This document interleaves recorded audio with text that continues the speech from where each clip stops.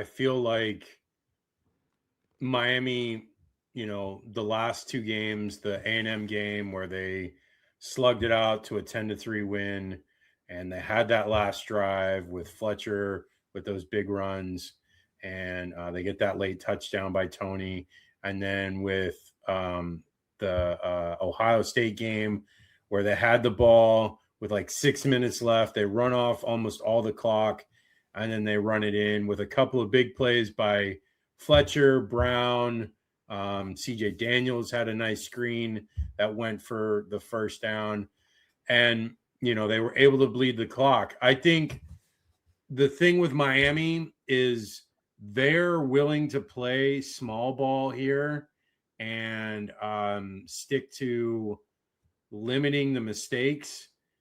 They've had a bunch of fumbles, luckily only two of them were lost. And Beck has not thrown an interception. He hasn't thrown the ball nearly close to what he was during the regular season. I think that is intentional. I think they are avoiding making Beck make mistakes. There's very little throws downfield, a lot of screens, a lot of short routes. It is moving the ball. They are getting first downs, so it is effective. The defense, I think in that Ohio State game, they had like 3 sacks early and they didn't get one till later in the game.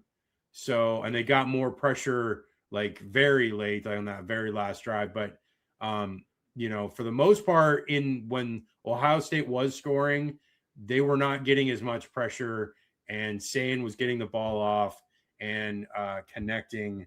I think Scott is a phenomenal DB. I think he will make some plays in this game. They will need that, like he made in the Ohio State game, because that was huge, because that pick six basically was the turning point in the whole game. We've talked about that in the previous video.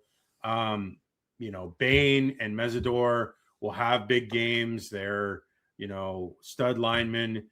Ole Miss's defense struggles immensely, and not that Tulane game, but specifically Georgia was able to score points.